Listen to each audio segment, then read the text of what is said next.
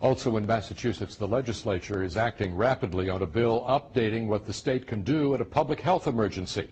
That bill has languished on Beacon Hill for some time, but with the flu outbreak, it's now racing through the legislature. NECN's Josh Brugadier is at the State House in Boston tonight. Josh? RD, the state Senate passed this bill, Bill 2028 today. They did so unanimously, and it gives the governor and the health commissioner the power to act in the public's interest in case in any kind of medical emergency.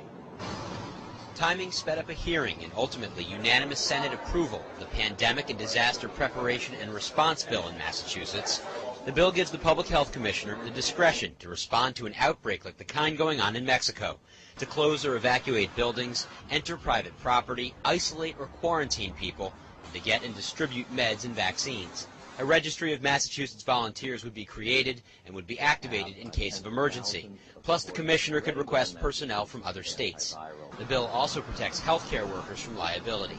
Concerns about the spread of swine flu meant lawmakers, such as Worcester County Democrat Richard Moore, didn't want to take any chances. It's too bad that we have to have something like that pending to get us to finally act, but this was actually on the calendar before that became a news story. So it's not that it's totally that, but it does give us another reason why it's a good idea to have this on the books.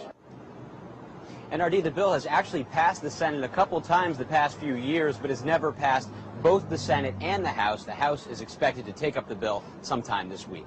Josh, any penalty if you don't follow the emergency declaration rules?